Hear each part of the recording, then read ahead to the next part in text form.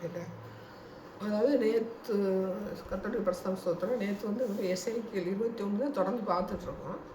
நேற்று வந்து பார்த்ததுல வந்து பார்த்திங்கன்னா 3 தரம் எசேக்கியேல் வந்து 21:14 வந்து 3 பட்டயம் வந்து 3 தரம் ரெட்டித்து வரும். அது நிறைய விஷயங்கள் இருக்குது. நேற்று நம்ம பார்த்தது வந்து பார்த்திங்கன்னா பாபிலோனிய ராஜா படையெடுத்துட்டு வராரா, படையெடுத்துட்டு வரும்போது ஃபஸ்ட்டு வந்து என்ன பண்ணுறாரு, முற்றுகை போடுறாரா.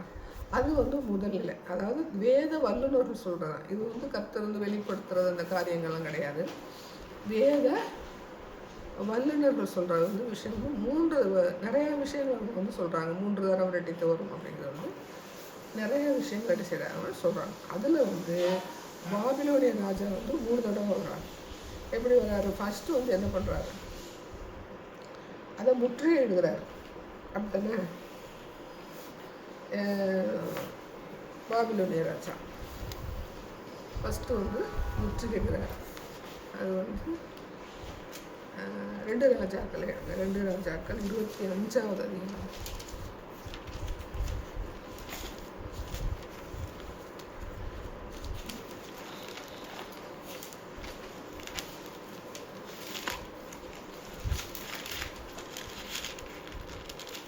ம். 25 வந்து முதல் வசனம் வாசிங்க.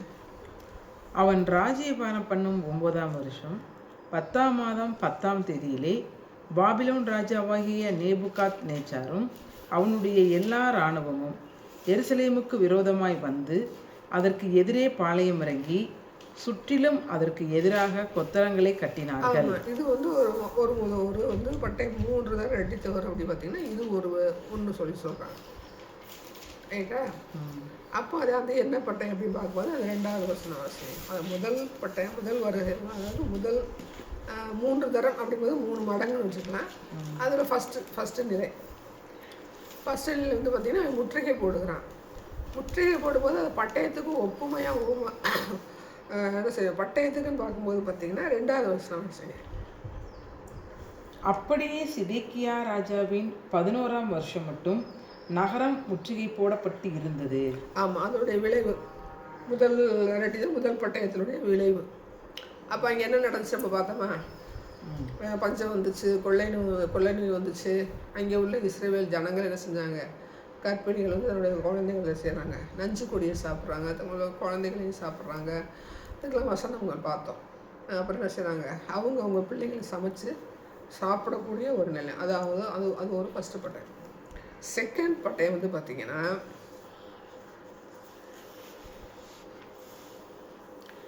அவனுடைய சேனாதிபதி உள்ள வருவான்ல, அந்த என்ன பண்ணுவான்,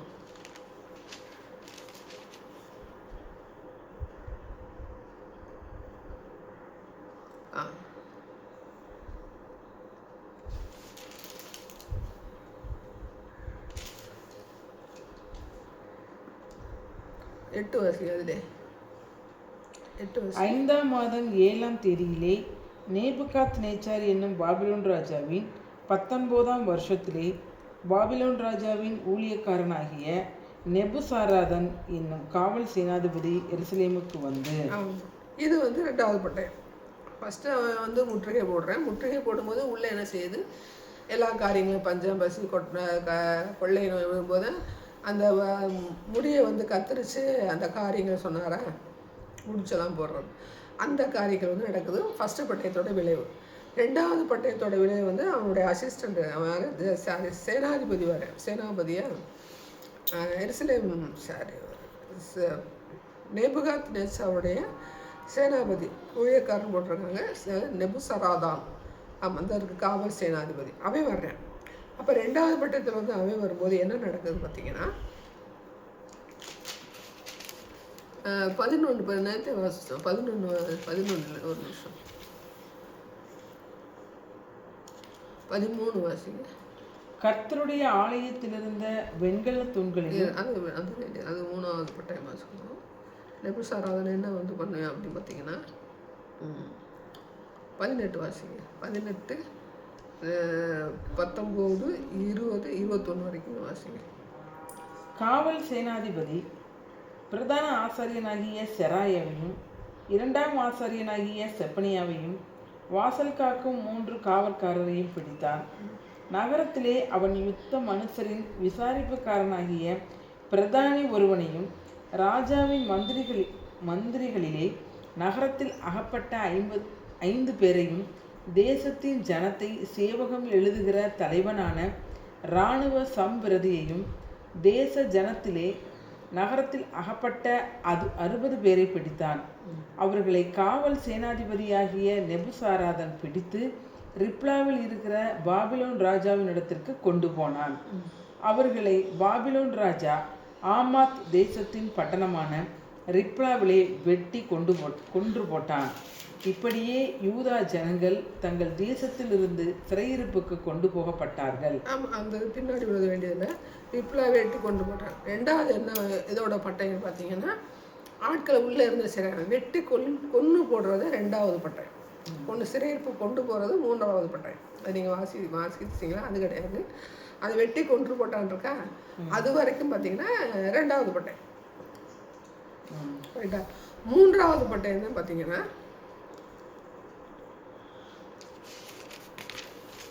அதே அதிகாரத்தில் 2 ராஜாக்கள் 2 ராஜாக்கள் 25 2 ராஜாக்கள் 25ல் 4 வாசிங்க. 4 அப்பொழுது கல்தேயர் நகரத்தை நகரத்தினா எருசலேம். இன்னும் வாசிங்க. அப்பொழுது கல்தேயர் நகரத்தை சூழ்ந்திருக்கையில் யுத்த மனுஷர் எல்லாரும் ராத்திரி காலத்தில் ராஜாவுடைய தோட்டத்தின் வழியாய் 2 மதில்களுக்கு நடுவான வாசலால் தப்பி அவர்களும் ராஜாவுமாகிய சமனான பூமியை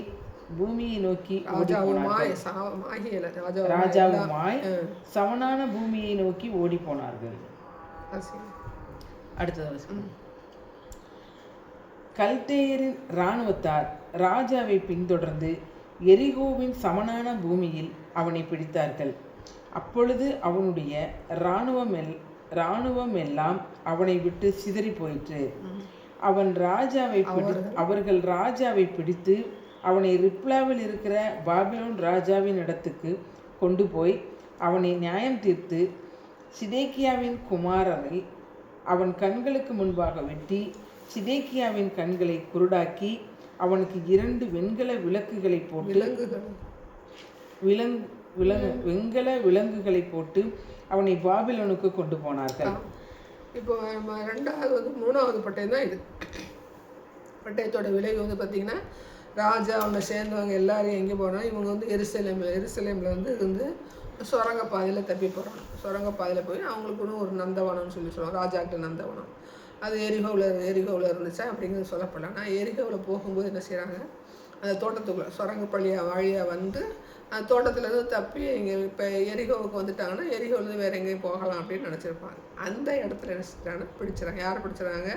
கடைசி ராஜாவையே சிதேக்கியா என்ன செஞ்சாங்க, பிடிச்சி வெட்டி போட்டுறாங்க. இதுதான் வந்து மூணாவது பட்டயம். ஃபஸ்ட்டு பட்டயம் என்ன பார்த்தோம், அந்த முற்றுகை போட்டு உள்ள பஞ்சம் கொள்ளை நோய் அப்புறம் அந்த இதெல்லாம் சாப்பிட்றது ஃபஸ்ட்டு பட்டயம். ரெண்டாவது பட்டயம் அங்கே இருக்கிற என்ன செய்கிறாங்க, ஆசாரியர் வாசமா இவங்களெல்லாம் என்ன செய்கிற கொண்டு போட்டது ரெண்டாவது பட்டயம். மூன்றாவது பட்டயம் வந்து மெயினான ஆள் சிதேக்கியா சம்மந்தப்பட்ட ஆட்கள்லாம் பிடிச்சி வெட்டி கொண்டு போகிறது. இது வந்து மூணாவது பட்டயம். சிறையிருப்புக்கு மீந்தவரில் வந்து முடிஞ்சு வைக்கிற காரியம். நேற்று சொன்ன மாதிரி சிறையிருப்பு கொண்டு போகப்பட்டவங்க, சிறையிருப்பில் வந்து ஏழை எளியவங்களாக இருந்தாங்க இல்லையா, அது வந்து என்னதுன்னா முடிஞ்சு வைக்கிற முடியை எடுத்து முடிஞ்சு வைக்கிறான்னா எசேக்கியேல் தானே.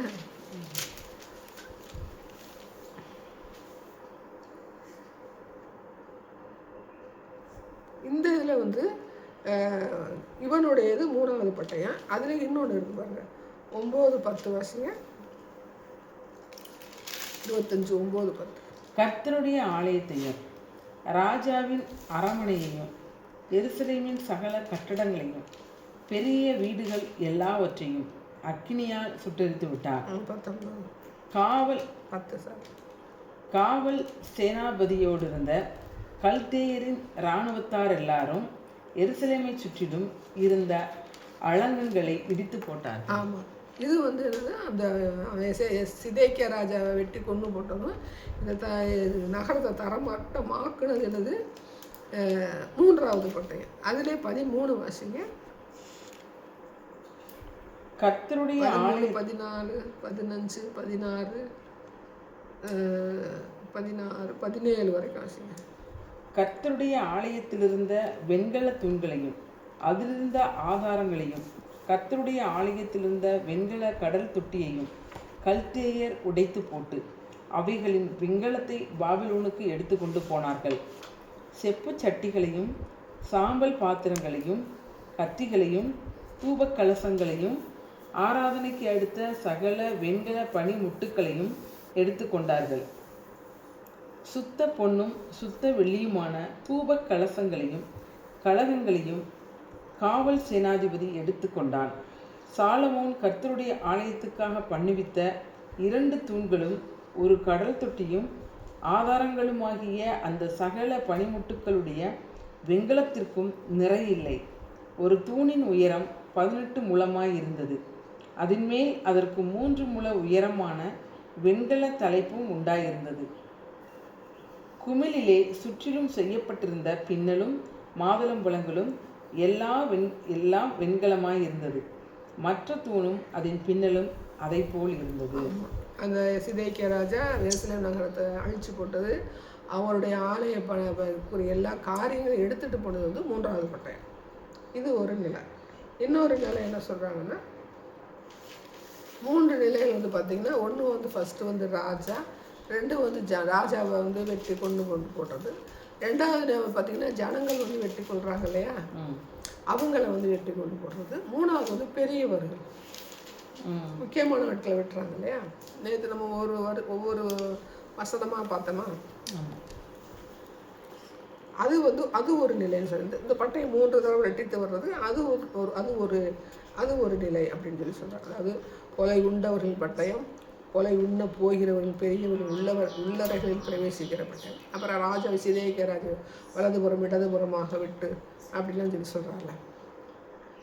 ஃபஸ்ட்டு வந்து கொலை உண்டவர்களின் பட்டயம், இங்கே வந்து பெரியவர்கள் ஜனங்கள் ராஜாக்கள் பிரித்து கொடுக்குறாங்க. நேற்று நம்ம என்ன பார்த்தோம், கொலை உண்டவர்களின் பட்டயம், கொலை உண்ணா அந்தரங்க அறையில் இருக்கிறவர்கள் பட்டயம், அது வந்து ராஜா அப்படின்னு சொல்லி சொல்கிறாங்க. உள்ளறைகள் பிரவேசிக்கிறாங்கன்னா ராஜாவுடைய பட்டயம்னு சொல்லி சொல்கிறாங்க. அடுத்து வலதுபுறம் இடதுபுறமாக விட்டு அப்படின்னு சொல்லி சொல்கிறாரா, வலதுபுறம் இடதுபுறம் எல்லா சைடுமே விட்டு அப்படின்னு சொல்லி சொல்கிறாங்க. அது ஒரு அப்படி போய் எல்லாருமே என்ன செய்கிறாங்க, பாதிக்கப்படுறாங்க. அப்படி ஒரு நிலை வந்து சொல்கிறாங்க. இன்னொரு நிலை என்ன சொல்கிறாங்கன்னா, வேத வல்லுநர்கள் வந்து பாபிலுடைய சிறையிருப்பு குறித்து சொல்கிறாங்க. பாபிலுடைய சிறையிருப்பு குறித்து சொல்கிறாங்க. இவன் வந்து ஃபஸ்ட்டு என்ன பண்ணுறாங்கன்னா,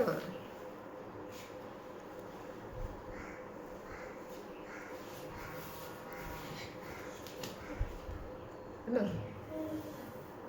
இந்த தானியேல் வாலிபர்களும் பிடிச்சிட்டு போகிறாங்க. அதில் தானியேல் ஒருத்தி அப்படின்னு சொல்கிறாங்க. எரேமியா 25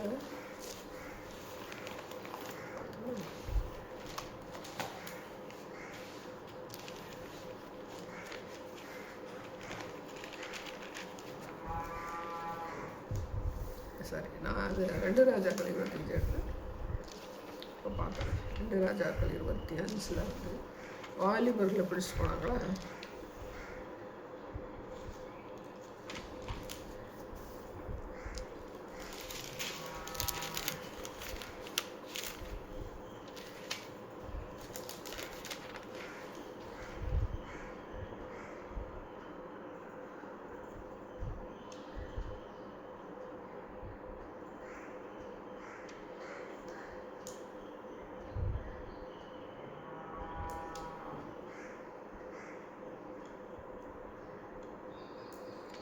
வாலிபர்கள் என்று சொல்கிறாங்க.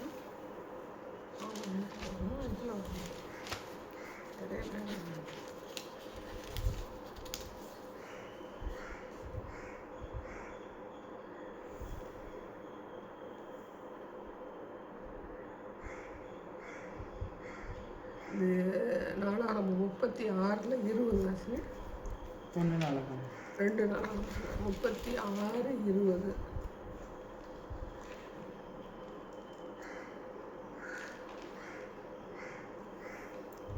பட்டயத்துக்கு தப்பின மீதியானவர்களை அவன் பாபிலோனுக்கு சிறைப்பிடித்து போனான். பெர்சிய ராஜ்யபாரம் ஸ்தாபிக்கப்படும் மட்டும் அங்கே அவர்கள் அவனுக்கும் அவன் குமாரருக்கும் அடிமைகளாக இருந்தார்கள். இந்த சிறையிருப்புல போகும்போது தானியேலும் ஒருத்தனை வந்து போயிருக்கான். தானியேல் புஸ்தகத்தில் வந்து அவர் கரெக்டாக வந்து தானியேல் 1வது அதிகாரம், தானியேல் ஃபஸ்ட்டு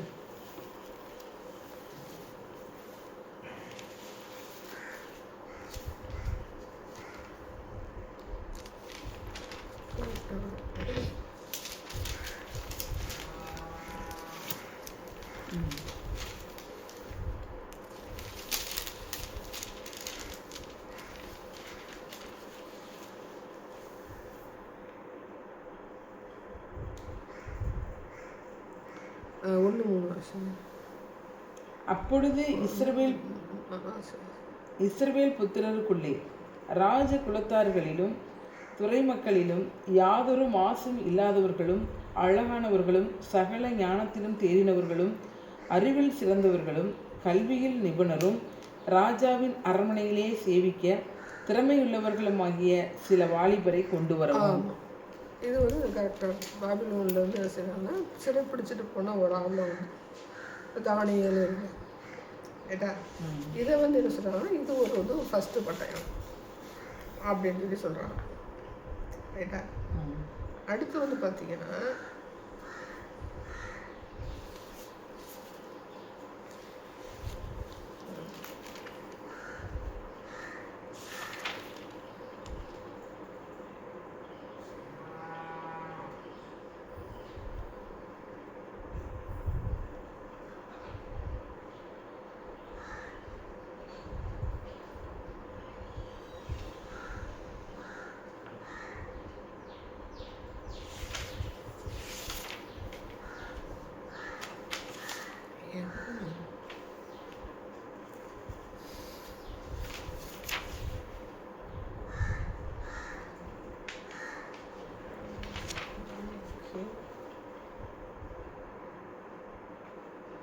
இரண்டு ராஜாக்கள் 24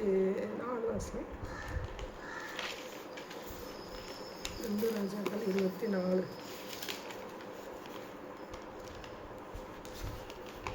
2 ராஜாக்கள் 24 8 யெகோனியா வராங்க. 8 பாருங்க. யோயாக்கீன் ராஜாவாகிற போது 18 வயதாக இருந்தான். அவன் பார்த்தீங்கன்னா அவனை வந்து சிறைப்பிடிச்சிட்டு போவான். யோயாக்கீனை வந்து சிறைப்பிடிச்சிட்டு போவாங்க. அதை வந்து என்ன பண்ணுறாங்கன்னா, நான் அதை எடுத்துக்கிறேன் 2 ராஜாக்கள் 24 அது வந்து 2வது பட்டயம் சொல்லி சொல்கிறாங்க. வேத வல்லுநர் வந்து எல்லா விஷயத்தில் வந்து எல்லாமே இதில் அடங்கியிருக்கு அப்படிங்கிறது காரியம். 2 ராஜாக்கள் 24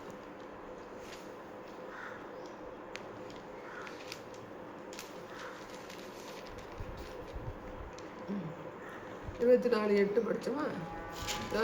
யோயாக்கீன் ராஜாவாகிற போது இவன் வந்து அரசாட்சி செய்கிறான். அரசாட்சி செய்யும்போது இவன் என்ன பண்ணுறான்னு பார்த்தீங்கன்னா 9 படி அதுலேயே 24:9 அவன் தன் தகப்பன் செய்தபடியெல்லாம் கர்த்தரின் பார்வைக்கு பொல்லாப்பானதை அப்படியே 9 வருஷங்க. அக்காலத்திலே பாபிலோன் ராஜாவாகிய நேபுகாத் நேச்சாரின் சேவகர் எருசலேமுக்கு வந்தார்கள்.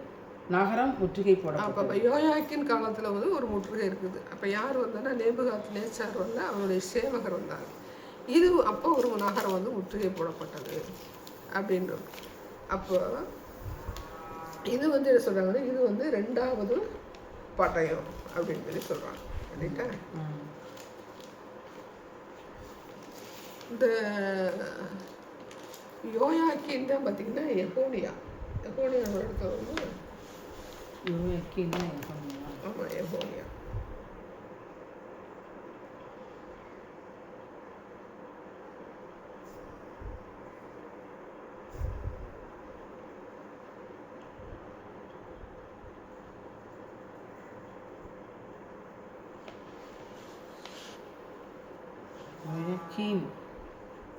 யோயாக்கீன் அப்படிங்கிறது பார்த்தீங்கன்னா யெகோனியா.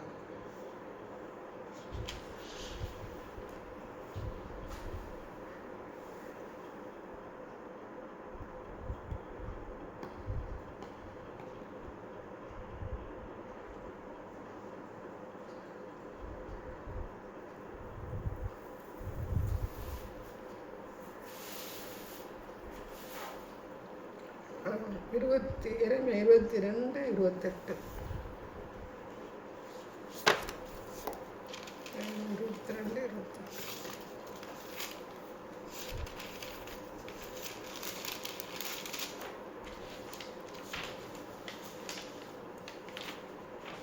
கோனியா என்கிற இந்த மனுஷன் அவமதிக்கப்பட்ட உடைந்த சிலையோ, ஒருவரும் விரும்பாத பாத்திரமோ, அவனும் அவன் சந்ததி.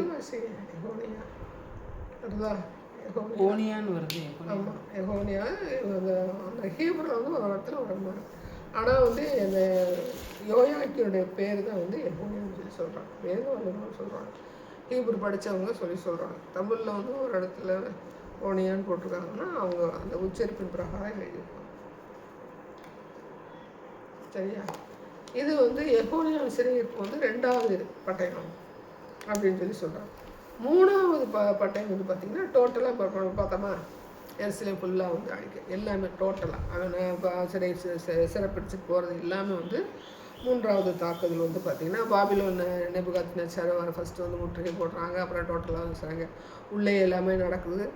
2வது பார்த்திங்கன்னா அவன் சிதைக்கா வெட்டி போட்டுருவாங்க. சிதைக்க விட மாட்டாங்க, சிறை பிடிச்சி கொண்டு போவாங்க. கண்ணை வந்து குருடாக்கி விட்டுருவாங்க. பிள்ளைங்களை வெட்டி கொண்டு போட்டுருவாங்க. அப்புறம் எல்லாரையும் சிறையிருப்பு எல்லாரும் பிடிச்சிட்டு போகிறாங்க. இது எல்லாமே டோட்டலாக வந்து 3வது பட்டயம்னு சொல்லி வேதவர்ணம் வந்து சொல்கிறாங்க. அடுத்து வந்து பார்த்திங்கன்னா இன்னொன்று வந்து பார்த்திங்கன்னா யோயாக்கீம் வந்து என்ன பண்ணுறாருன்னா அரெஸ்ட் பண்ணுறாங்க.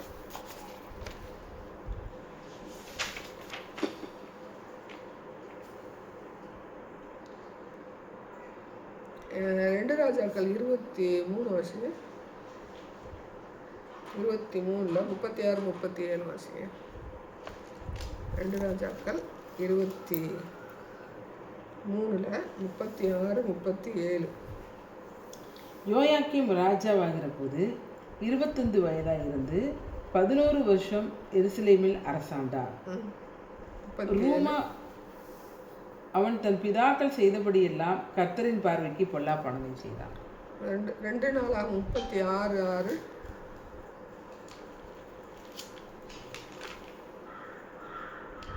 அவனுக்கு விரோதமாய் பாபிலோன் ராஜாவாகிய நேபுகாத்நேச்சார் வந்து அவனை பாபிலோனுக்கு கொண்டு போக 2 வெண்கல சங்கிலியால் அவனை கட்டினான். ஆமாம், அவனை கொண்டு போகிறான். ஆனால் கொல்லப்பட்டான்னு வருமே. 2 ராஜாக்கள் 23, 36, 37. சரி, 2 ராஜாக்கள் 36:6 வந்து என்ன செஞ்சுருக்காரு, என்ன சொல்கிறாங்க, 2 நாளாக 36:6 கொல்லப்பட்டான்னு வருதான். கொல்லப்பட்டான் 2 நாளாக 36:6. வெண்கல சங்கிலியால் அவனை கட்டினான் அப்படின்னு.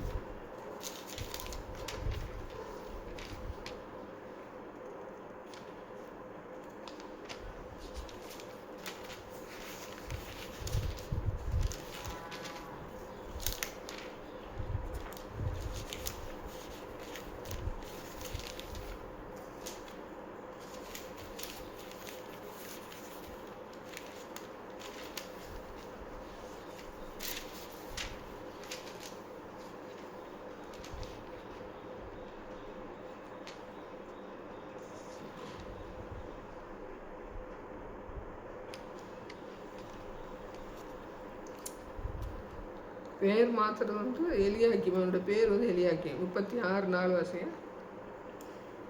அவனுடைய அண்ணனாகிய எலியாக்கிமை யூதாவின் மேலும் எருசலேமின் மேலும் ராஜாவாக்கி அவன் பேரை யோயாக்கீம் என்று மாற்றினார். 5 வாசிங்க. யோயாக்கீம் ராஜாவாகிற போது 25 வயதாயிருந்து 11 வருஷம் எருசலேமில் அரசாண்டார்.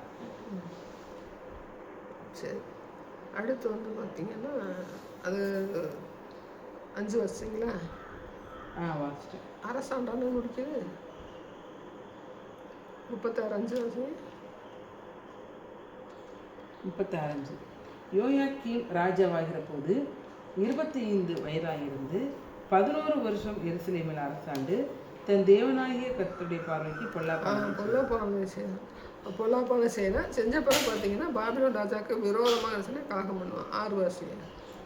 அவனுக்கு விரோதமாக பாபிலோன் ராஜாவாகிய நேபுகாத் நேச்சார் வந்து அவனை பாபிலோனுக்கு கொண்டு போக 2 வெண்கல சங்கிலியால் அவனை கட்டினான்.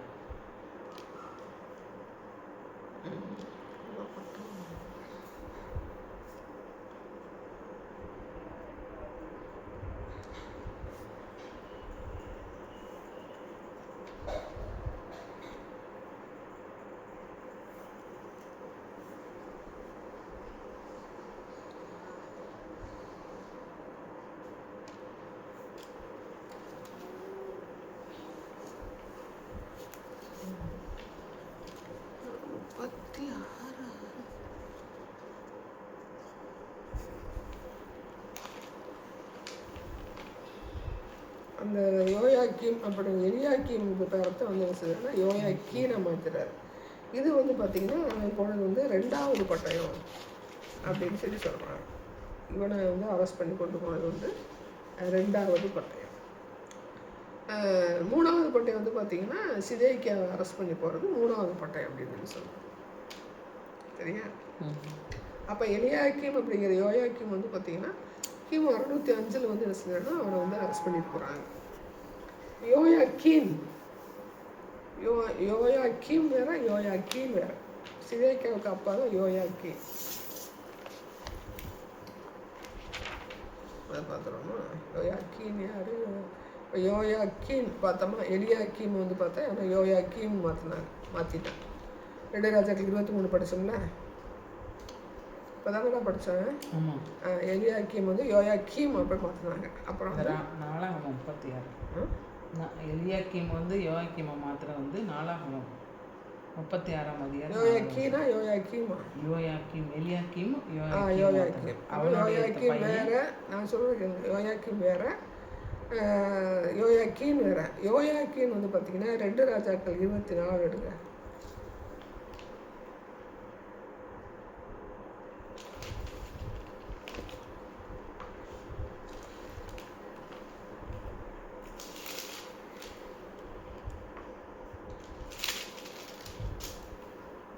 எட்டு வருஷங்க. 22:8 24:8.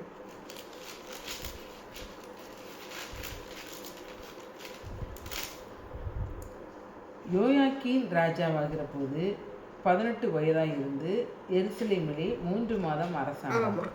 யோயாக்கீன் வந்து யார்? பையன். யோயாக்கீம் எலியாக்கீம் பாருங்க. யோயாக்கீம் வந்து இந்த இடத்துல வந்து அப்பா. ரைட்டா? சிதேக்கியா அப்படிங்கிறது வந்து பார்த்தீங்கன்னா யோவாக்கீனுடைய சித்தப்பா. யோயாக்கீம் வேற, யோயாக்கீம் வேற. லாஸ்ட் வந்து சிதேக்கியா வந்து பார்த்தீங்கன்னா யோவாக்கீனுடைய சித்தப்பா. யோயாக்கீனில் இது வந்து யோவாக்கினுடைய சித்தப்பா. அது வந்து பார்த்தீங்கன்னா வசனம் வந்து 24:8. 2 ராஜாக்கள் 24:8. யோயாக்கீன் ராஜாவாகிற போது 18 வயதாக இருந்து எருசலேமிலே 3 மாதம் அரசாண்டான். எருசலேம் ஊரானாகிய எல்நாத்தானின் குமாரத்தியான அவன் தாயின் பேர் நெகுஸ்தால். யாரு? யோயாக்கீன். யோவாக்கீன் 24:28. 24:28. 2 ராஜாக்கள் 24:28 வசனம் இல்லை. 28. 2 ராஜாக்கள் 24.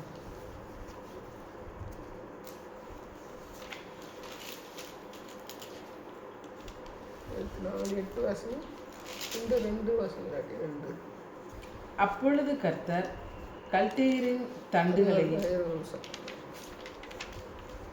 யோவாக்கீம்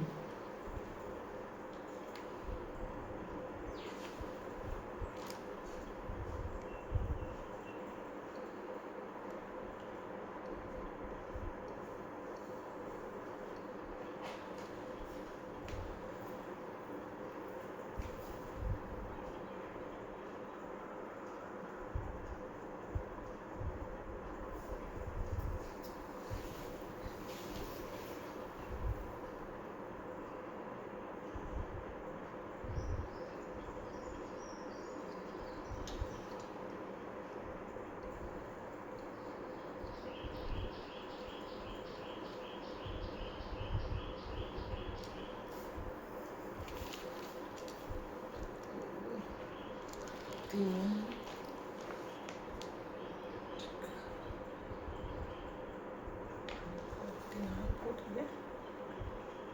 2 ராஜாக்கள் 23:34. யோசியாவின் குமாரனாகிய எலியாக்கீமை அவன் தகப்பனாகிய யோசியாவின் ஸ்தானத்தில் ராஜாவாக வைத்து அவன் பெயரை யோயாக்கீம் என்று மாற்றி யோவாகாசை கொண்டு போய் விட்டான். இவன் எகிப்திலே போய் அங்கே மரணமடைந்தான். அந்த வெள்ளியையும் பொன்னையும் யோயாக்கீம் பார்வோனுக்கு கொடுத்தான். ஆனாலும் பார்வோனுடைய கட்டளையின்படி அந்த பணத்தை கொடுக்கும்படி அவன் தேசத்தை மதிப்பிட்டு அவரவர் மதிப்பின்படி அந்த வெள்ளியையும் பொன்னையும் பார்வோன் நேகோவுக்கு கொடுக்கத்தக்கதாக தேசத்து ஜனங்களின் கையிலே இப்போ 24:8 வருஷம் யோயாக்கீன் ராஜாவாகிற போது யோவாக்கீன் 24:8 யோயாக்கீன்லக்கா அதில் இருக்கு. சரி. ராஜாவாகிற போது 18 வயதாய் இருந்து எருசலேமிலே 3 மாதம் அரசாண்டான். சரி சரி. யோவாக்கீன் ரெண்டுமே ஒன்று கூட. சரி. அந்த யோவாக்கினுடைய சித்தப்பா தான் வந்து பார்த்தீங்கன்னா சிதேக்கியா. அது 24:8 நிமிஷம். 24 வந்து 17 வருஷங்க. அவனுக்கு பதிலாக பாபிலோன் ராஜா அவன் சிறிய தகப்பனாகிய மத்தனியாவை ராஜாவாக வைத்து அவனுக்கு சிதேக்கியா என்று பெயரிட்டான். ஆமாம், இந்த சிதேக்கியா வந்து அவங்க சித்தப்பா. யோயாக்கீன் ஒன்று தான். யோயாக்கீன் எலியாக்கீம் வந்து எலியாக்கீம்.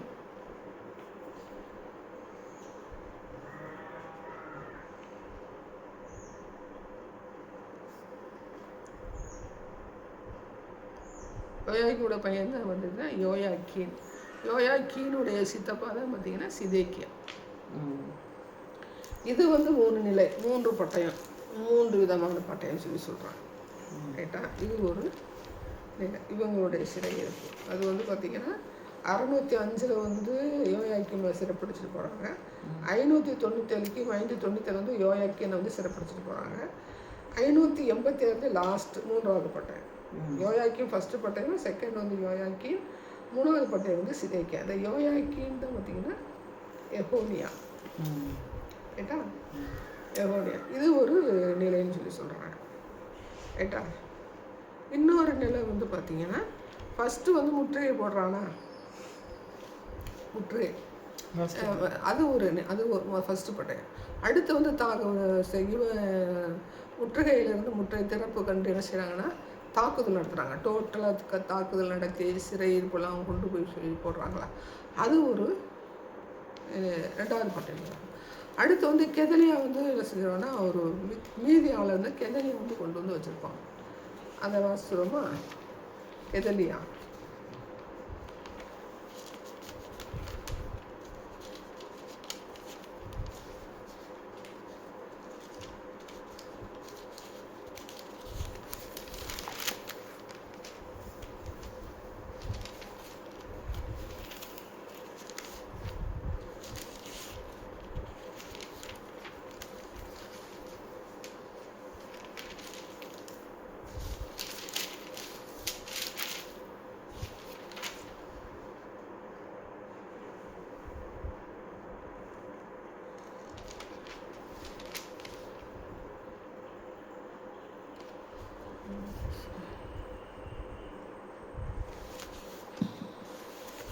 ஆளாகும் 2 நாளாக வந்துடுங்க.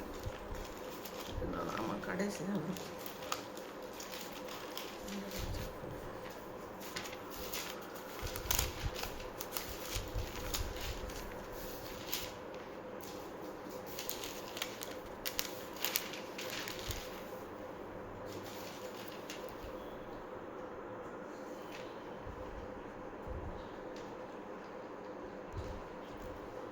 ரெண்டு நாளா 36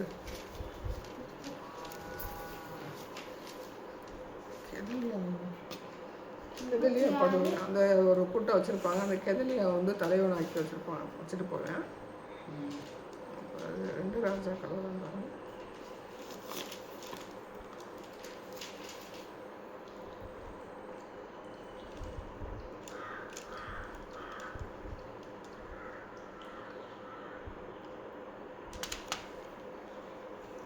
ரெண்டு ராஜாக்கள் 25, 22 வாசம். 2 ராஜாக்கள் 25, 22. பாபிலோன் ராஜாவாகிய நேபுகாத் நேச்சார் யூதேயா தேசத்தில் மீதியாக வைத்த ஜனத்தின் மேல் சாப்பானின் குமாரனாகிய அகிக்காமின் மகன் கெதலியாவை அதிகாரியாக வைத்தான்.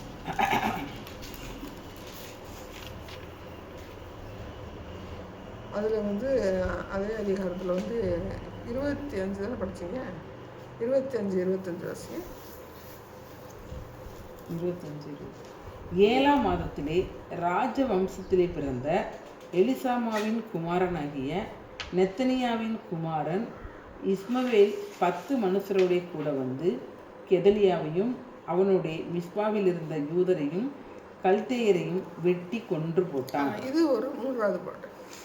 கெதலியா படுவான். ஃபஸ்ட்டு வந்து அவனுடைய எருசலேமுடைய முற்றுகை, அடுத்து வந்து அங்கே உள்ள நடக்கிற காரியங்கள், லாஸ்ட்டில் வந்து கெதலியா படுகொலை வந்து என்ன சொல்கிறாங்கன்னா அது ஒரு 3வது பட்டயம் அப்படின்னு சொல்லி சொல்கிறாங்க. இன்னொரு நிலை என்ன சொல்கிறாங்கன்னா, ஃபஸ்ட்டு வந்து முற்றுகை இடுறாரா, முற்றுகை இடும்போதே என்ன செஞ்சுருக்கணும், மனம் திரும்பி இருக்கணும். அது வந்து எச்சரிக்கையின் பட்டயம். ஃபஸ்ட்டு பட்டயம் வந்து எச்சரிக்கையின் பட்டயம் அப்படின்னு சொல்லி சொல்கிறாங்க. அந்த எச்சரிக்கையில் திரும்பாதனால என்ன செய்கிறாங்கன்னா டோட்டலாக வந்து எல்லாமே வந்து அந்த உள்ளே வந்து என்ன இருக்குது, பஞ்சம், கொள்ளை நோய் அதெல்லாம் வருது இல்லையா டோட்டலாக. இது வந்து 2வது பட்டயம்னு சொல்லி சொல்கிறாங்க. டோட்டலாக அழிக்கிறார் இல்லையா, சிறையிடுப்புலாம் டோட்டலாக அழிக்கப்படுது இல்லையா, அது வந்து என்ன அது ஒரு நிலை, அது ஒரு 3வது பட்டயம் அப்படின்னு சொல்லி சொல்கிறாங்க. இந்த 3 நிலைக்கு வந்து பார்த்திங்கன்னா ஏகப்பட்ட நிலைகள் வந்து சொல்கிறாங்க சொல்கிறாங்க வேத வல்லுநர் வந்து சொல்கிறாங்க. இன்னொரு நிலை பார்த்தீங்கன்னா எரேமியா 52:5 வருஷம்.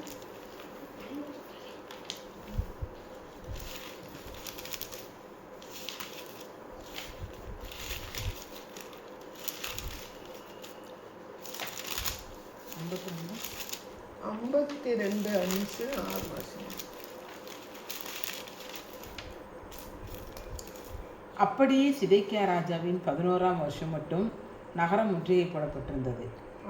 4ஆம் மாதம் 9ஆம் தேதியிலே பஞ்சம் நகரத்திலே அதிகரித்து தேசத்தின் ஜனத்துக்கு ஆகாரம் இல்லாமல் போயிற்று.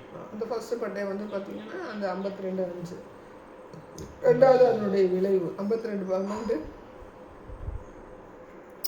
5ஆம் மாதம் 10ஆம் தேதியிலே பாபிலோன் ராஜாவுக்கு முன்பாக நிற்கிறவனாகிய காவற் சேனாதிபதியான நேபுசாராதன் எருசலேமுக்கு வந்தான். அது வந்து ஒரு எச்சரிக்கையின் பட்டயம். 52:30. நேபுகாத் நேச்சாருடைய 23ஆம் வருஷத்தில் காவற் சேனாதிபதியாகிய நேபுசாராதன் யூதரில் 745 பேர்களை சிறைப்பிடித்து கொண்டு போனான். ஆக 4600 பேர்களாம். இது வந்து ஒரு பட்டயம் சொல்லி சொல்கிறாங்க. நம்ம வந்து அந்த அது பேர் என்ன, நம்ம வந்து சிறையிருப்பை வந்து அந்த முடிந்து வைக்கிறதுக்கு ஒரு காரியம் சொல்கிறாங்க. ஆனால் சிறையிருப்புக்கு போகும்போது ஒரு கஷ்டமான காரியம் தானே, அது ஒரு பட்டயம் அப்படின்னு சொல்லி வேத வல்லுநர்கள் வந்து சொல்கிறாங்க. இதை வந்து பிரித்து பார்க்குறாங்க. அடுத்து வந்து எசேக்கியேல் 21:14 வருஷங்க. 21:14. ஆமாம், 21:14. ஆகையால் மனுபுத்திரனே, நீ தீர்க்க தரிசனம் சொல்லி கையோடே கை கொட்டு. ஆமாம், கையோடே கை கொட்டி அவனை வந்து அடையாளப்படுத்துகிறார். அது ஒரு நிலை அப்படின்னு சொல்லி சொல்கிறாங்க. அந்த இப்போ ஏற்கனவே பார்த்தோம்ல, அந்த பாலாக்கு வந்து அந்த எதிரிகளுக்கு வந்து ராஜா சொல்லலைன்னா சாதாரண மனுஷன் கைதட்டு சொல்லுவாங்க. ராஜா வந்து இந்த இடத்துல வந்து கைதட்டுற காரியம் தான் இங்கே மென்ஷன். நம்மளாக பார்த்து கைதட்டுற அந்த காரியங்களை அவங்க கைதட்டுற ராஜா வந்து அந்த கட்டளையை நிறைவேற்றலைன்னா இது வந்து அந்த இன்சிடெண்ட் வந்து பார்த்திங்கன்னா தேவனுடைய பிள்ளைங்களுக்கு விரோதமான அந்த இன்சிடெண்ட் எப்படின்னா, ஒரு ராஜா சொல்கிறத ஒரு தடவை செய்யணும். அவன் யாராக இருந்தாலும் கேட்கணும். ஆனால் அவன் கேட்காம செஞ்சுன்னா மாற்றி சொல்கிறேன். மாற்றினா அவன் மாற்றலை, கர்த்தர் வந்து மாற்றி விட்டுறாரு. அப்போ இவன் என்ன செஞ்சுருக்கணும், ஜெயில் தண்டனை தான் கொடுக்கணும். ஆனால் இவன் என்ன செய்யணும், பாலாக்கு வந்து கைத்தட்டி ஷபாஷ் அப்படின்னு சொல்லுவான். என்ன உட்கறது கோபத்தோடு சொல்லியிருப்பான். அதை வந்து எசேக்கியேல் வந்து அடையாளப்படுத்த சொல்கிறார்.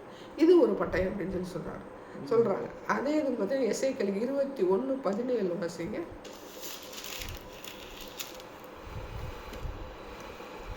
நானும் கையோட கை கொட்டி என் உக்கிரகத்தை ஆற பண்ணுவேன். நானும் கையோட கையோட, இது யாரு சொல்றான்னா கர்த்தரே சொல்றாங்க. அப்போ ஒரு ராஜா, சாதாரண ஒரு ராஜா கையிட்டதை அவன் அடையாளப்படுத்துறாரு. இவர் என்ன சொல்றாரு, நானும் கையோட கையொட்டி போது அவர் தன்னை அடையாளப்படுத்துகிறார். எசேக்கியேல் தீர்க்கதரிசி அடையாளப்படுத்துகிற தேவன் தன்னையே அடையாளப்படுத்து, நானும் கையோட கைகொட்டி அடையாளப்படுத்திட்டு அந்த உக்கிரத்தை வரப்பண்ணுவேன் அப்படின்னு பார்க்கும்போது அவருடைய கோபத்தையும் அவருடைய செயலையும் இது ஒரு பட்டயம் என்ன சொல்கிறாங்கன்னா, வேத வல்லுநர்கள் சொல்கிறாங்கன்னா இதை வந்து சொன்னாங்க. எல்லாமே வந்து பார்த்திங்கன்னா ரெட்டித்து வரும். அப்படின்னா இத்தனை நிலைகளில் வந்து அவங்க என்ன செய்கிறாங்க, அலசி ஆராய்ந்து அப்போ எப்பேற்பட்ட வந்து ஒரு கொடுமையான ஒரு தண்டனையாக இருக்கும் அப்படிங்கிறதுக்காக வந்து என்ன செய்கிறாங்கன்னா இதை அலசி ஆராய்ந்து சொல்கிறாங்க. இப்போ இது வந்து இதோட முடியுதா அப்படின்னு பார்க்கும்போது என்ன பார்க்குறேன், மின்னப்பட்டதாய் துலக்கப்பட்டதாய் ரைட்டா. ஆமாம், எல்லா காரியங்களும் இருக்கிறத என்ன செய்யணும் பார்க்கணும். இது வந்து இப்போ ஓரளவு நான் உங்களுக்கு இப்போ புரிஞ்சுக்கணும்னு நினைக்கிறேன்.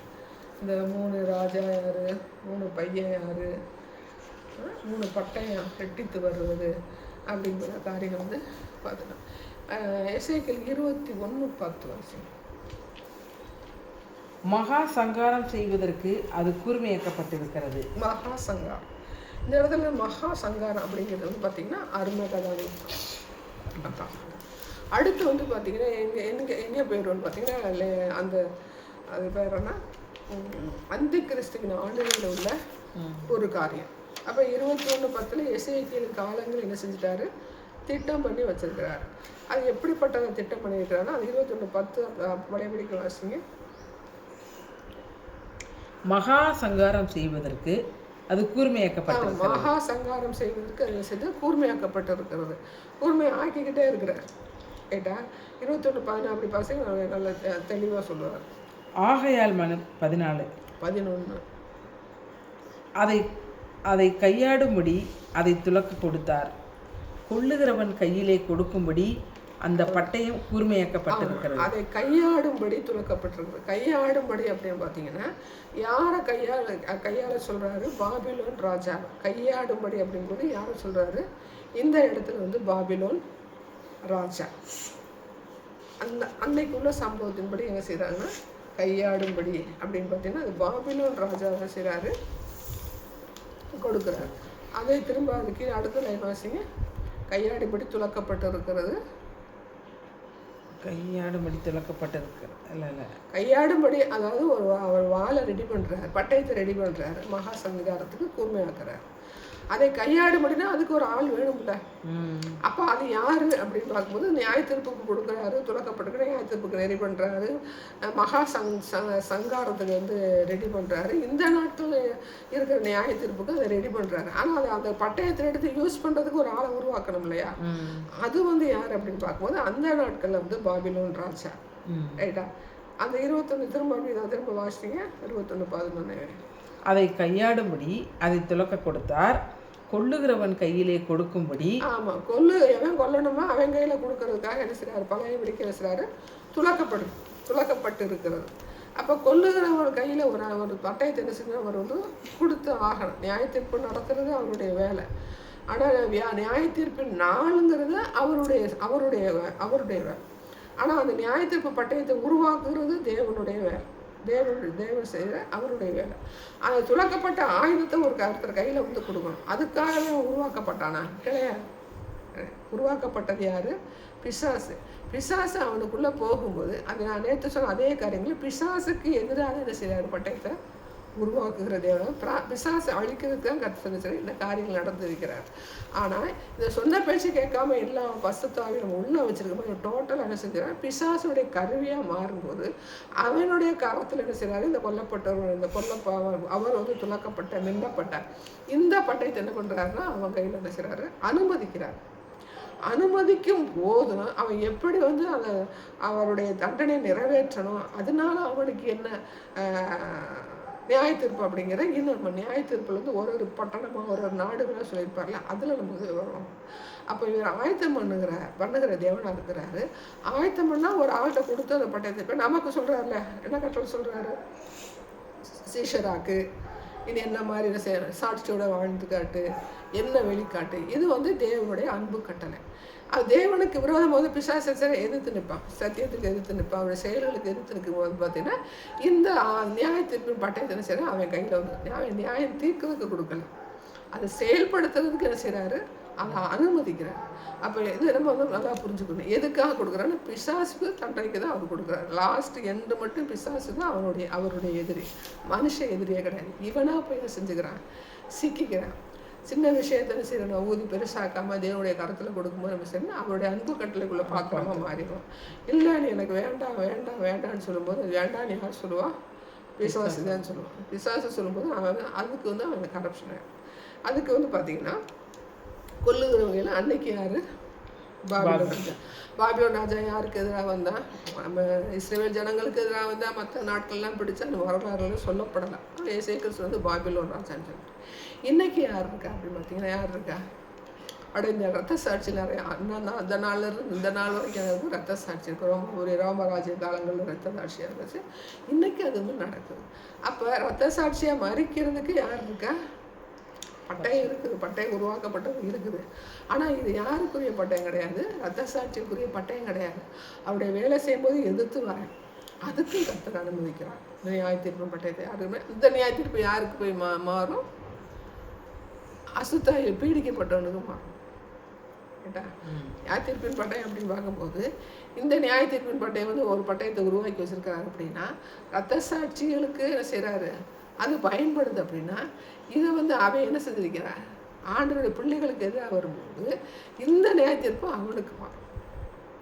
சரியா? இப்போ இன்னைக்கு நம்ம இந்த ப்ரெசண்டாக உள்ள இந்த காலங்களில் யார் நமக்கு இருக்காங்கன்னா, புடின் இருக்கானா, நம்ம நாட்டில் இருக்காங்க, பிஜேபி இருக்காங்க, ஆர்எஸ்எஸ் இருக்காங்க. தேவனுடைய பிள்ளைகளுக்கு தேவனுடைய செயல்களுக்கு விரோதமாக வரும்போது அவங்களுக்கு என்ன செய்யுது, ஒரு பட்டயம் கையில் கொடுக்கப்படும். அந்த பட்டயத்தை வந்து பார்க்கும்போது நமக்கு எதிராக அவர் சொல்கிறார், இடதுபுறமாகவும் வலதுபுறமும் முகத்துக்கு நேரையும் வெட்டுன்னு சொல்லி சொல்கிறாரா, எல்லா பக்கமும் வெட்டு, ஆசை உன் முகத்துக்கு நேராக வெட்டு அப்படின்னு வருவா. ஆசைங்க முகத்துக்கு நேரான அவனுக்கு வெட்டுறவனுக்கு நியாயத்திருப்போம். அதை கையாடும்படி அதை துலக்க கொடுத்தார். கொள்ளுகிறவன் கையிலே கொடுக்கும்படி அந்த பட்டயம் கூர்மையாக்கப்பட்டிருக்கிறது, அது துலக்கப்பட்டும் இருக்கிறது என்று. வலதுபுறம் இடதுபுறமாக வெட்டு 21:16.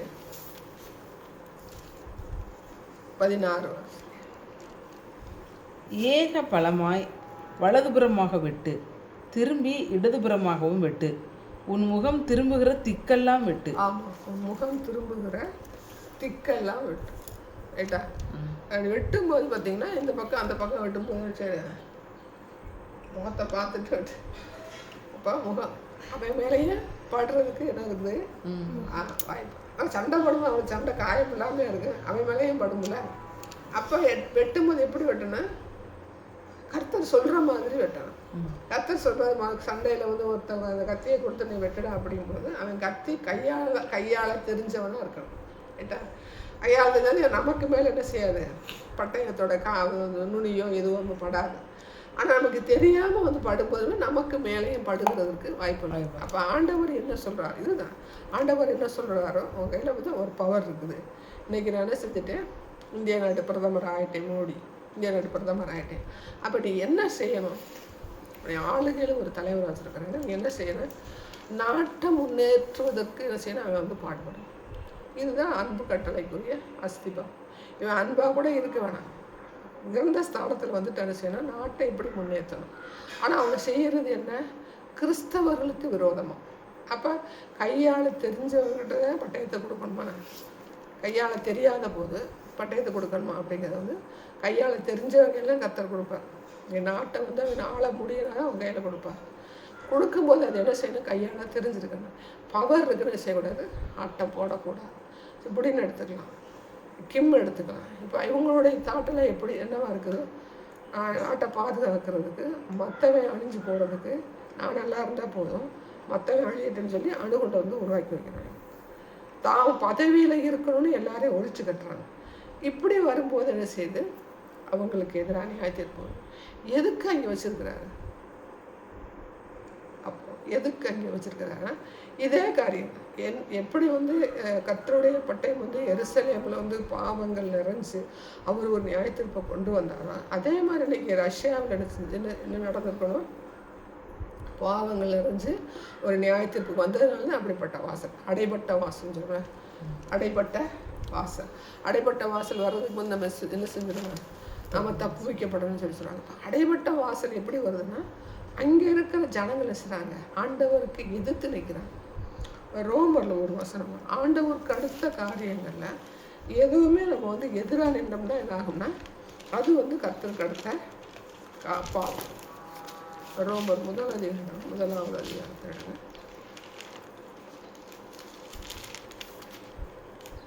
முதல் அதிகாரத்தில் ஆண்டவருக்கு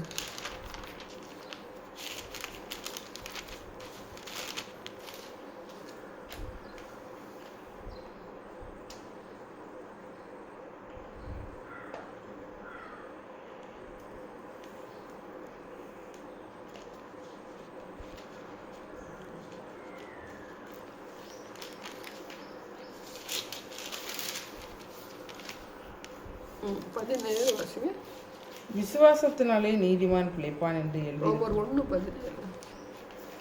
1:17. விசுவாசத்தினாலே நீதிமான் பிழைப்பான் என்று எழுதியிருக்கிறபடி விசுவாசத்தினால் உண்டாகும் தேவ நீதி விசுவாசத்திற்கென்று அந்த சுவிசேஷத்தினால் சத்தியத்தை அநியாயத்தினாலே அடக்கி வைக்கிற மனுஷருடைய எல்லாவித அவபக்திக்கும் அநியாயத்துக்கும் விரோதமாய் தேவ கோபம் வானத்திலிருந்து வெளிப்படுத்தப்பட்டிருக்கிறது. சத்தியத்தை அநியாயத்தினாலே அடக்கி வைக்கிற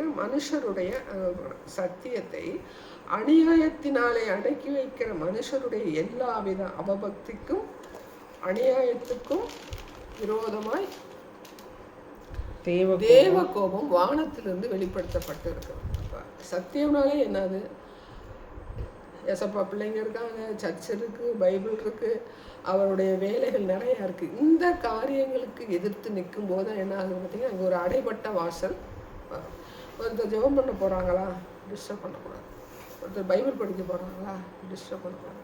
நீ இப்போ படிக்கலாம், பிறகு படிச்சுக்க, அதுவே தேவம். நீ இப்போ ஜெபம் பண்ணாத, அப்புறம் ஜெபம் பண்ணிக்க, அது தேவ கோபம். அடுத்து என்ன இருக்குது, நீ சண்டே சர்வீஸ் போகாத, நீ வேலைக்கு போ, அந்த பொண்ணாக போனாலும் அதுவும் தேவ கோபம். நீ போக வேணாம்னு சொன்னாலும் அதுவும் தேவ கோபம். ரசிக்கப்படாத ஒரு கணவர்கிட்ட வந்து போக முடியலை, அதுவும் தேவ கோபம். அப்போ அந்த தேவ கோபத்தில் தப்பு வைக்கிறதுக்கு தான் என்ன சொல்கிறோம்னா, நீ சத்தியத்தின்படி என்ன பண்ணுங்க, சர்ச்சுக்கு வாங்க, ஜெபம் பண்ணுங்க, பைபிளை வாசிங்க, ஆவியில் நிரம்புங்க. அப்போது அந்த தேவ கோபம் வந்து அந்த மனுஷனுக்கு சுமத்தப்படாது. எல்லாரும் என்ன சொல்லுவாங்க, பிடிச்சிக்கிடுவாங்க, புருஷனுக்கு சாட்சியை வாழ்ந்தாலே ரசிக்கப்பட்டுருவாங்க. வசனம் வந்து அப்படியே செஞ்சிடுவாங்க, மாற்றி விட்டுருவாங்க. வீட்டில் சொன்னால் அவங்க வந்து விட மாட்டாங்க. அதனால் அவங்க தெரியாமல், நாமளாம் தெரியாமல் வரக்கூடாது, தெரியாமல் ஜெபம் பண்ணக்கூடாது, தெரியாமல் கூட ஜெபம் பண்ணிக்க, தெரியாமல் கூட பைபிள் வாசிக்க, அவன் தெரிஞ்சு கூட்டத்தை அட்டன் பண்ணக்கூடாது அப்படின்னு சொல்லுவாங்க. ஆனால் வசனம் என்ன சொல்லுது, என்ன சொல்றத வாசிச்சாங்க, சத்தியத்தை அநியாயத்தினாலே அடக்கி வைக்கிற மனுஷன். நீ ஜெபம் பண்ணாத, நீ சர்ச்சுக்கு போகாத புருஷன் சொன்னா, அவனுக்கு தெரியாமல் போனால் யாருக்கு, உங்களுக்கு என்னது நியாய தீர்ப்பு கிடையாது, அந்த மனுஷனுக்கு நியாய தீர்ப்பு கிடையாது. அந்த நாட்களில் எப்படி இருந்தாங்க மிஷினரிஸு, சாது சுந்தர் சிங் எப்படி இருந்தார், ஆனால் வீட்டை விட்டு வெளியில் போனாங்க. ஆனால் இன்றைக்கி என்ன சொல்கிறாங்க, சத்தியம் வேணான்னு சொன்னால் வீட்டில் இருந்துக்கங்க, நீ நரகத்துக்கு போயிடுவேன், உன் புருஷனும் நரகத்துக்கு போயிடுவேன். அடுத்து 2வது என்ன இருக்குது, என் பிள்ளை வெளியே கவுத்துக்கலாம், ரசிக்கப்பட்டு வந்தாங்க, புருஷன் குடும்பம் இருக்குன்னு சொல்லி என்ன செஞ்சார், கர்த்தர் ஒரு வழியை உண்டு பண்ணார். இன்றைக்கி என்ன ஆச்சு, என் பிள்ளை போக வேணாம்னு சொல்லுது, என் பொண்ணு போக வேணாம்னு சொல்லுது, என் பிள்ளை வந்து என்ன செய்யுது, இந்துவில் கல்யாணம் பண்ண கொடுறதுக்கு மும்மரமாக இருக்கிறேன். ஜெபம் பண்ணிவிட்டு அதுக்கு மேலே நடந்துச்சுன்னா கர்த்தர் பார்த்துக்கணும். ரைட்டா? நீயே ஒரு காரணமாக இருக்கும்போது பிள்ளை பெருசு நினைக்கிற. எல்லாரும் சேர்ந்து எங்கே போவீங்க? நரகத்துக்கு தானே போவீங்க. சேர்ந்து தான் நான் வாய்ப்பு கொடுத்துருக்குறேன், வாய்ப்பை பயன்படுத்தணும்ல. சரி, அதுவும் இல்லை, விட்டுட்டு சர்ச்சுக்கு போகிறதையும் நிப்பாட்டிட்டேன், ஃபெல்லோஷிப் போகிறதையும் நீ நிப்பாட்டிட்டேன். இது என்ன வசனம் சொல்லுது? சத்தியத்தை அநியாயத்தை. ஆமாம், நான் பயந்த சுபாவம். பயந்தவனை வந்து போர் வீரனை மாற்ற முடியாத கர்த்தர். ஆண்டவர் ஒரு விசுவாச பணியை பற்றி என்ன சொல்கிறாரு? என்ன சொல்லுவார்? தலையில் சீரா, இடுப்புல கச்சை சொல்லி சொல்கிறாரா? அப்படிப்பட்டவங்க ஆண்டவருடைய பிள்ளையுடைய வேலையை செய்ய முடியும். அப்போ அந்த போர் வீரனை வந்து வீட்டுக்குள்ளே உட்காருன்னு சொன்னால் சத்தியம் எப்படி போய் ஆகுங்கள? என்ன சத்தியம் சொல்லணும்? வாங்க சர்ச்சுக்கு வாங்க, ஜெபம் பண்ணுங்க, பைபிள் வாசிங்க, ஏற்ற வேலை வர்ற வரைக்கும் பலத்த கைக்குள் அடங்கிடுங்க அப்படின்னு சொல்லி சொன்னால் ஒரு போர் வீரனை அவன் எப்படி மாறுவேன்? சர்ச்சுக்கு வாழ்றதுக்கு நீ வீட்டில் ஜெபம் பண்ணு. ஆண்டவர் ஒரு நாளைக்கு உனக்கு ஓப்பன் பண்ணி கொடுப்பார். அன்னைக்கு நீ வந்தால் போதும் அப்படின்னு சொல்லி சொன்னால் என்னைக்கு போர் வீரனை ஒரு மிலிட்ரி வீரனாக மாற முடியும். அப்போ இதை சொல்லி நம்ம வந்து ஒரு பண்ணும்போது இவன் தவறான உபதேசம் சொல்கிறாங்கன்னு ஒரே வரையில் முடிச்சிடும். அது எப்படி? குடும்பம் சிதறி போகும், வீடு சிதறி போகும். என் பிள்ளை வந்து இந்துவிலே கல்யாணம் பண்ணனாக்க என்னோடய சமுதாய கலாச்சாரம் ஒன்றா இருக்கும். அடுத்து இந்துவில் கல்யாணம் பண்ண நான் ஆத்துமா ஆதாயம் பண்ணேன். எந்த இடத்துல இருக்குது? இந்துவை கல்யாணம் பண்ணேன்னா ஆத்துமா வசனம் என்ன சொல்லுது? ஆமாம், விசுவாசிக்கும் அவிசுவாசிக்கும் பங்கு அப்படியே எழுதி வச்சிருக்கிறாரு. நீ என்ன சொல்கிற? நான் இந்துவில் கல்யாணம் பண்ண ஆத்துமா ஆதாயம் பண்ணுறதுக்கு என்ன சொல்லணும்னு வசனம் சத்தியத்தை என்ன சொல்கிறாரு? அது சமயம் வாய்த்தாலும் வாய்க்காவிட்டாலும் ஜாக்கிரதையா பிரசங்கம் பண்ணணும். நீ கேட்டு சொல்லணும், யாரு கேள்வி அப்படிதான் வசனம் சத்தியம் இருக்குது. நீயா இஷ்டத்துக்கு ஒன்று மாற்றிடுறாங்க. இதுதான் சத்தியம். ஜனங்களை ஆமாசம் போடுது. இதனால ஒரு பிரயோஜனம் கிடையாது. உன் குடும்பம் கோத்திரம் எல்லாமே எங்கே போயிடும்? நரகத்துக்கு தான் போகும். நரகத்துக்கு தான் போகுன்றது இந்த சாபமான வார்த்தைகள் இல்லை.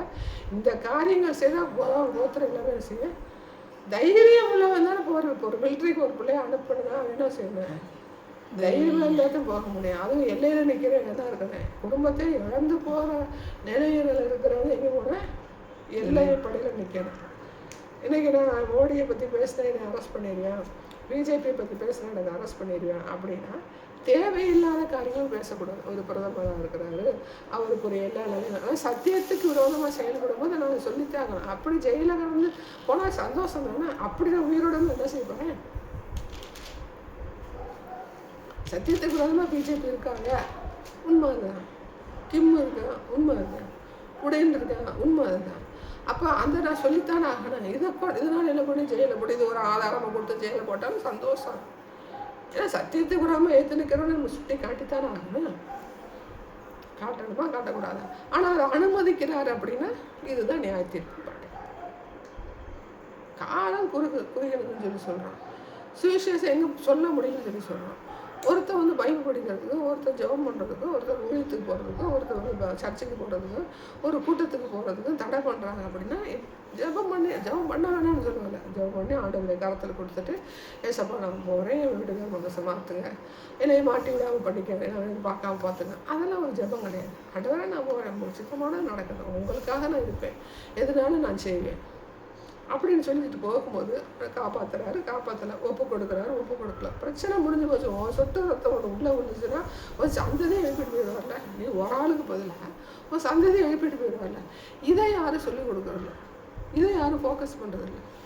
தப்பாக சொல்கிறாங்க, இவங்க கெடுத்துட்டாங்கன்னு சொல்லி பிசாசு ஒரே முட்டுப்புள்ளி வச்சுருக்கு. நீ வீட்டுக்குள்ளே இருந்து எப்படி உன்னை கத்தை பயன்படுத்துவேன்? எரேமியா இருக்கட்டும், எசேக்கியலாக இருக்கட்டும், ஸ்தேவானா இருக்கட்டும், பவுலாக இருக்கட்டும், வீட்டுக்குள்ளே யோசுவாவாக இருக்கட்டும், மோசையாக இருக்கட்டும், எந்த ஒரு மனுஷன் நீ வேதத்துலேருந்து எடுத்தாலுமே என் புருஷனுக்கு தெரியாமல், என் பிள்ளைக்கு தெரியாமல் நான் ஜெபம் பண்ணி நான் ஆண்டவருடைய பரலோகத்துக்கு போகிறேன். நீ மட்டும் எப்படி போய் என்ன பிரயோஜனம்? என்ன சொல்கிறாரு? நிலத்தில் விழுந்து செத்ததாய்கள் மிகுந்த பலனை கொடுக்கும். தன் ஆத்துமாவை ஜீவனை காத்துக்கிட்டவன் இழந்து போவான், என் நிமித்தம் ஜீவனை இழந்து போவானா அதை காப்பான். வசனம் பூரா அப்படி இருக்குது. ஆனால் சொல்கிறது எப்படி சொல்கிறோம்?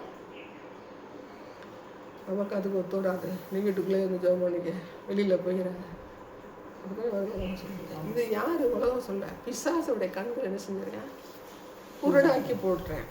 ஊழியக்காரை முதற்கொண்டு என்ன செஞ்சார் கத்த பிசாசு குருடாக்கி. நம்ம ஆண்டு படித்து ஆண்டவருடைய அறிகிற அறிவில் வளர்ந்தாத்த என்ன செய்யும், இந்த காரியங்கள்லாம் வெளிப்படும்.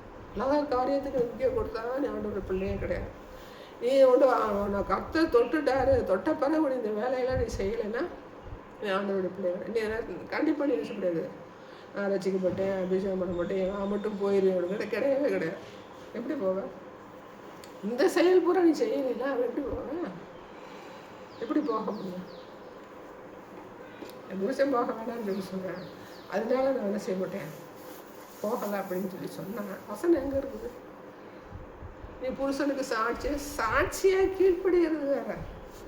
என் புருஷனுக்கு முன்னாடி சாட்சியாக நீ நடந்துட்டா வந்து ஆத்மாவே பண்ணிடலாம் அப்படின்னா உன்னுடைய சாட்சி ஆத்மா அந்த புருஷனை மட்டுமல்ல அந்த உலகத்தையே திரும்பி பார்க்க வைக்கும் சாட்சி.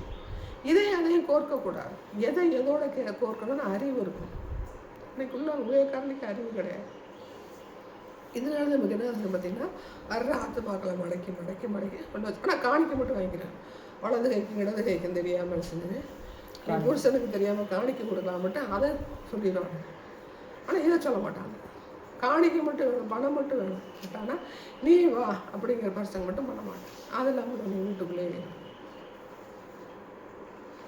ஏதாவது ஒரு வசனம் எடுத்துக்க, நீ வீட்டுக்குள்ளே இரு, உன் புருஷன் தான் தடை பண்ணணும், நீ வீட்டுக்குள்ளே ஒருத்தனை நீ பண்ணினேன்னா உன் புருஷனை கேளு, உன் புருஷன் என்ன சொல்லுவேன் வேணான்னு சொன்னால் விட்டுரு. ஒருத்தனைக்கும் சர்ச்சுக்கு வரையில செய்யணும் கணக்கு பண்ணக்கூடாது. எங்கேயாவது இருக்காங்க, நீ ஆலயத்துக்கு போகும்போது உன் புருஷன் தடை பண்ணுன்னா நீ வீட்டிலே இருமா அப்படின்னு ஏன் சொன்ன வசனத்தை வந்து நீ என்ன செய்ய சாட்சியாக வாழ்ந்து காட்டு. அப்போ உன் புருஷனை ஆதாயப்பட்டணும்னு சொன்னால் அதை உங்க நீ எந்த காரியங்களும் ஈடுபடாதுன்னு சொல்லிட்டு, அப்போ எந்த காரியங்களும் ஈடுபடாதுக்கு என்ன சொல்கிறாரு, தேவ கோபம் வெளிப்படுத்தப்பட்டு இருக்கிறதுன்னு சொல்லி இருக்குதா இல்லையா? இப்போ எவ்வளவு கவனமாக நம்ம வந்து நடக்கணும், எவ்வளவு கவனமாக ஒருத்தட்ட வந்து காரியங்களை சொல்லணும். சூழ்நிலைகளுக்கு ஏற்றவாறு நம்ம வந்து வழி நடத்தணும், தவறு கிடையாது. அப்போ சூழ்நிலைக்கு ஏற்றவாறு நீ வழி நடத்தும் போது அந்த ஆத்மாவை குறித்த ஆத்மா கரிசனை அவங்க என்னென்ன ஸ்டெப் எடுத்து ஸ்டெப் பை ஸ்டெப்பாக அவங்க கொண்டு வரங்கிற அறிவு உனக்கு இருக்கும். நீ வராதுன்னு சொல்லக்கூடாது. நான் சொன்னேன் உங்கள்கிட்ட, உங்களை வரக்கூடாதுன்னு சொல்லிடுறது தேவனுக்கு பிரியமான வார்த்தை இல்லை, தேவனுடைய சித்தமும் இல்லை. சொன்னா ஞாபகம் இருக்கா? அப்போ ஒரு ஆத்மா வந்து இந்த நேரத்தில் வந்து என் புருஷன் கடுமையாக இருக்கிறேன், இந்த நேரத்தில் விட மாட்டேன் அப்படின்னு சொல்லும்போது அந்த ஆத்மாவை அந்த மீடேற்றுவதற்கு வெளியில் கொண்டு வருகிறதுக்கு என்ன செய்யணும், தகுந்த நடவடிக்கை எடுக்கக்கூடிய அறிவாளியாக இருக்கணும். எந்த அறிவாக இருக்கணும்? சத்தியத்தை அறிகிற அறிவில் நிறைஞ்ச அறிவாளியாக இருக்கணும். ஒன்றுமே இல்லாமல் நீ வீட்டுக்குள்ளே உட்காரு, ஒன்றுமே இல்லாமல் நீ இந்துவை கல்யாணம் பண்ணிக்க, ஒன்றுமே இல்லாமல் நீ வீட்டில் இருந்து எல்லாமே பண்ணலான்னு சொல்லி சொன்னேன்னா உனக்கு எப்படிப்பட்ட கோபம் இருக்குது? பட்டையை பார்த்தோமா? அப்படிப்பட்ட பட்டைகள் வந்து அவங்க வந்து கத்தை தப்பு வைக்கணும், மன்னிக்கணும். ஆனால் சத்தியம் இதுதான். அதுக்காக நம்ம நரகத்துக்கு போகணும் அப்படிங்கிற என்னுடைய வாஞ்சை கிடையாது. நம்முடைய வாஞ்சையை சத்தியமாக பற்றி சொல்லணும். ஆனால் சத்தியம் எப்படிப்பட்டதுக்குன்னா, தேவனுடைய சத்தியத்துக்கு விரோதமாக செய்யப்படுகிற எந்த செயலும் செய்கையில எந்த செயலும் நீ சர்ச்சுக்கு வராதேன்னு சொல்லக்கூடாது, நீ கூட்டத்துக்கு வராதேன்னு சொல்லக்கூடாது, நீ ஜெபம் பண்ணாதேன்னு சொல்லக்கூடாது, ஜெபம் பண்ணுன்னு சொல்லணும், பைபிள் படின்னு சொல்லணும். இல்லை நீ இப்போ எதுக்கு படிக்கிற அப்புறமே படிச்சுக்கன்னு சொன்னாலும் தவறு இல்லை. பட்டயம் ரெடியாக இருக்குது, தவறுங்கிறது வேற, பட்டயம் ரெடியாக இருக்குங்கிறது வேற. அப்போ ஒரு சின்ன சின்ன காரியத்தும் கர்த்தர் வந்து பட்டயத்தை தீட்டிக்கிட்டே இருந்தாருன்னா இவன் செய்கிற செயல்களை எப்படிப்பட்ட பட்டயத்தை தீட்டுவார்? திட்ட மாட்டார். அது பிசாசுக்கு தான் திட்டுறாரு. அந்த பிசாசே வலைக்குள்ள நம்ம செஞ்சுக்கிறோம், சிக்கிக்கிறோம். என்ன சொல்ல வர்றாரு அப்படின்னு முதல்ல ஃபர்ஸ்ட் நம்ம கற்றுக்கணும். என்ன சொல்லணுங்கிறத நம்ம என்ன கற்றுக்கணும். தேவனுடைய சமூகத்திலேருந்து தேவனை கொடுத்த காரியங்களை நம்ம அலசி ஆராய்ஞ்சு வரும்போது நம்மளை பப்ளிக் படுத்தணும் அவசியம் கிடையாது. பப்ளிக் படுத்தணும் என்ன பண்ண போகிறோம்? ஒன்றும் ஆக போகிறதில்ல. இயேசுவே வந்து உலகத்துக்கு வந்து இஸ்ரேலில் மட்டும்தான் மினிஸ்ட்ரி பண்ணிட்டு போனாங்க. ஆனால் அவரோட சிலுவையில் அரைஞ்சு வந்தாலும் இன்றைக்கி நிறைய பேருக்கு ஒரு உயிரோட இருந்துச்சான்னு கூட தெரியல. அப்பேற்பட்ட தேவனுடைய குமாரனே இந்த உலகத்துக்கு தெரியலை. நம்ம பப்ளிக்காக என்ன பண்ண போகிறோம்? பப்ளிசிட்டியில் என்ன கிடைக்க போகுது? ஒன்றும் கிடையாது. தேவனுடைய சந்நிதியில் போய் நிற்கும் போது நான் அவருக்காக என்ன செஞ்சேன்னு அதோட பெரிய விஷயம் கிடையாது. அவருக்கு முன்னாடி நான் நிற்கிறதுக்கு தகுதி இருக்கா அப்படிங்கிற நம்ம செய்யணும், பார்க்கணும். ஒவ்வொருத்தரும் இப்போ ஒருத்தர் உருவாக்கும் போது என்ன செய்யணும், சர்ச்சுக்கு வர்ற மாதிரி அவங்க கர்த்தருக்குள்ள உருவாக்குற மாதிரி அவங்க பரலோகத்தில் கொண்டு போய் சேர்க்க போகிற மாதிரி என்ன செய்யணும், நம்மளுடைய காரியங்கள் வந்து இருக்கு. இதில் வந்து இன்னும் வந்து ஒரு கல்லீரல் அப்படிங்கிற ஒரு பாயிண்ட்ஸ் இருக்குது. அது அடுத்த வரும். ஆமாம், 21 வந்து இருக்குது. தீர்க்கதரிசி போகும்போது தீர்க்க தரிசனம் போகும்போது பார்த்திங்கன்னா ஒரு அதிகாரம் எடுத்தாலே நமக்கு நிறையா காரியங்கள் வந்து அது மெதுவாக பார்க்கணும் பிரச்சனை.